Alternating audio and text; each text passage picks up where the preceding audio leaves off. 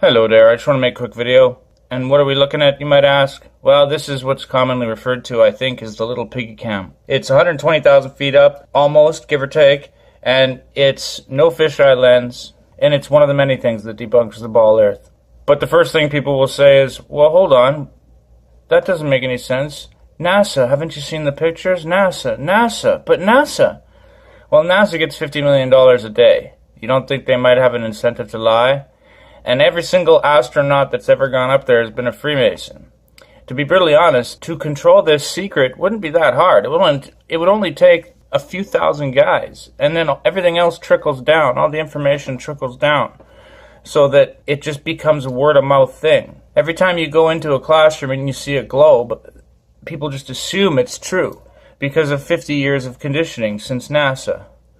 But the simple truth is, without a fisheye lens curve camera, there is no curve, and any of their spacewalks are absolute rubbish, and it's so easy to fake that with enough money and the swimming tanks they use to do it. Like this picture here. If you can't see what's in front of you, then you're trapped in the matrix all around you, because it's that easy for them to fake this stuff. I mean, easier than writing your name. But going back to this, one simple thing that it proves is that as it pans nearly 180 degrees, if Earth was really a ball, it would pan out into empty space, people. Do you understand? It doesn't, though. The horizon stays flat and level, at eye level. So as it's panning left and right, that proves that this can't be a ball, because if it was a ball, it would turn off and away into space, and then eventually come back around and back onto the Earth. It never does that. In fact, in any astronaut supposed spacewalks, fake walks, when does the camera ever pan 180? Never. Because they're too busy focusing on one angle, faking it with fisheye cameras. Another thing, they claim that their magical gravity is what's causing Earth to spin, but yet Earth's core, even though we've never been there, is of such high temperature metals, what they call molten metals, that it creates a problem for modern science. Geologists, say it with me. Molten metals lose magnetic properties. I repeat, molten metals lose magnetic properties. I'm sorry, there's no way. Without NASA or any of their cartoons or fake X, SpaceX, or any of the other nonsense, without any of that garbage, prove Earth is a spinning ball. And just because every classroom teaches that it is, doesn't make it true. It just means that there's this deception around us. And people always say, well, that's impossible. There's no way. Well, it's very possible. It's happening. The question of why is irrelevant. Most people won't go there because it's too scary. It's simply a world-shifting paradigm break. And for them to go into this topic means that everything they believed in was a lie. And people can't do that. It's too scary. People need that semblance of control over their life. They think that by finding out this new truth, everything changes, everything's changing. It's like, no, nothing has changed, except your perception. The world is still the same as it was yesterday. The world is still the same as it will be tomorrow. Our perception of it doesn't change anything. The world doesn't care one way or the other. The world is just the world. When you thought it was a spinning ball, it was still the world. When you come to the realization of geocentrism, it's still the same world. Only your perception of it has changed. That's what the problem to this flat earth movement is. It scares me, the level of denial. People refuse to go there because, but NASA said, but my teachers said, but maybe they were lied to, or maybe they are willing participants lying. But either way, I don't know. With this topic, though, it's just depression and denial. Like, I can't stand seeing all the denial. It depresses me. It makes me just, people just refuse to go there because it's so damn scary. Well, you know what isn't scary to me? The truth. I'd rather have the truth than a lie. What scares me is people's denial. People who are willing to live a lie because it's easy. You know what isn't easy? The truth. And even not getting into Christianity and flat earth proves that there's a creator. Look at this footage, people. It ain't moving. And NASA says it is, but you gotta ask yourself, why would they lie? Is it just about $50 million a day? Or is it about making you feel like an inadequate plebe, a worthless monkey spinning on a ball in endless space? Or is it about something deeper? Is it about faking an alien invasion? And for them to first do that, they had to fake space. That's what von Braun said. So I'll just leave you with this little ditty here. Research Operation Paperclip. Research who founded NASA. Research why the Freemasons would lie. And don't believe everything I say, research everything I say. Till you're blue in the face, and then come up with your own conclusions. But don't just run away from new information because it's scary.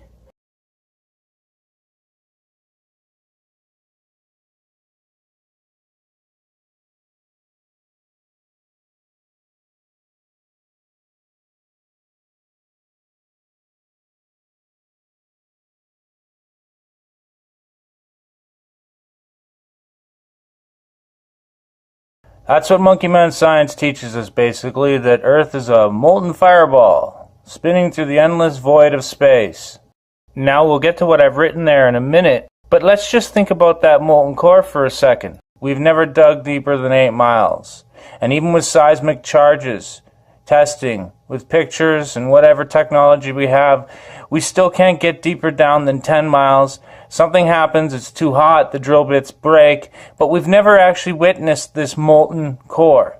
Yet Monkey Man science teaches that molten metals are what Earth's core is made out of, creating Earth's magical magnetic gravity that allows us to spin through the endless void of fictional space. This is what scientism claims.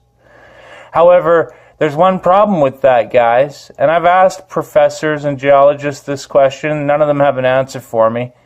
Molten metals lose magnetic properties. Nickel and iron lose magnetic properties.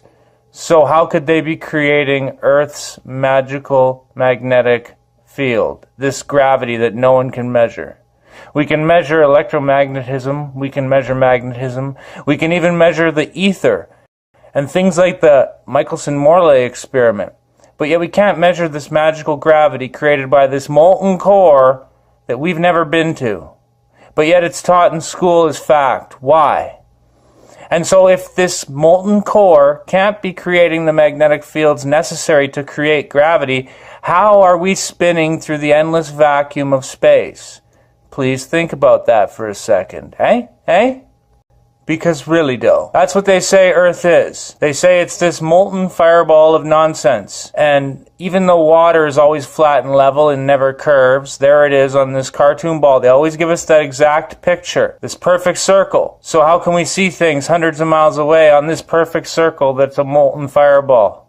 And yeah, like the meme suggests, the whole time they get you worried about nonsense like global warming and convince you you're on a global fireball. Like, that's insane. Think about it, on the face of it. Please, think about it. Is this what you're actually worried about? Really? But like I said, molten metals lose magnetic properties. It's just a fact. They lose magnetic properties. So there's no way this magical gravity could work the way they're saying. So there's only one logical explanation, which comes back to my original point about this whole flat earth topic in the first place. It begins and ends with one thing, a person's ability or inability to accept the fact that NASA and the space agencies and the education systems are lying. For whatever reason. $100 million a day on the line? Okay. Proof of God covered up? Okay. The limits of this enclosed earth? Okay. Who knows why? But they are. I mean, it's provable. And like even common sense things like, we're spinning at all these ridiculous speeds. Well, what's holding the atmosphere in? Oh, magical gravity, they say. Really think about that. For NASA and the Big Bang to be true, that means you fell out of a monkey's bum and landed on a ball spinning 60,000 miles an hour around a sun created by magical gravity that couldn't be possibly created by a molten core. If you can't see how important that is, I'm at a loss. If you can't realize that this is about covering up proof for a creator, proof that this is a created world and not some retarded, absolutely insanely stupid Big Bang theory that nothing exploded and burped everything into existence millions and millions and billions and millions and billions of years ago, that it was all just some cosmic accident and now we're spinning through an endless vacuum of space at ridiculous speeds and people just believe that shite? I guess that's how it's changed my life, is it showed me how many people out there need our prayers because they've been sucked into this ridiculous lie of heliocentrism, which, by the way, when you break down the words, helios means sun god, lowercase g, and centrism means to center around. To center around what? The false god Osiris Nimrod of Luciferian Freemasonry? Is that what this is really about? People don't even know what they're worshipping? The powers that shouldn't be have trapped us in this archon illusion, which is what the Nag Hammadi text spoke of. This is about getting us all on the wrong page. And then Michael chimes in. This one made me smile. And I'm like, yeah, I've asked professors, etc., and they don't have answers for me. No one has answers for me. And professors like my friend Jason Basilak here, childhood friend, basically telling me, good luck on your quest for truth, but I can't help you. You know, these guys could lose their tenure if they debate us, right? Coming back to Michael's statement, yeah, it makes me smile, but it also makes me sad. Like my video here, 20-minute long video debunking Big Bang Theory and dark matter by default as being a hypothetical theory designed to cover up another hypothetical theory's flaws and nothing besides. But yeah, I mean, Earth's molten core, that they presume is a molten core, could not be holding a magnetic field at 7,000 degrees centigrade, Celsius, whatever you want to call it, whatever metric system or not metric system. I mean, those metals lose magnetic properties at less than 1100 degrees Fahrenheit. Case closed. So let's break it down. You believe you're a monkey on a spinning ball if you believe evolution and the Big Bang. That's it. You believe you're a monkey. You came out of a monkey's butt, evolved from a monkey. You landed on a spinning ball, spinning at 67,000 miles an hour around the Milky Way, spinning at half the speed of light, blah, blah, blah. It's ridiculous. Think about it. Through the endless vacuum of nonsense. And I mean, like, coming back to this for a second, don't even get me started on the fact that there's pictures of the sun and the moon in our atmosphere proving that the sun is not 93 million miles away. Like, there's lots of proofs for geocentrism, but people don't want to look because our governments, which have been proven untrustworthy time and time again, tell us in their communist education system that this is how the universe works. And so people grow up afraid to question data like this. That's nuts. NASA must be lying. But if you can't look at it, then, well, oops, I guess, right? You just keep on keeping on, and I'll still be here standing strong. So, peace out, baby.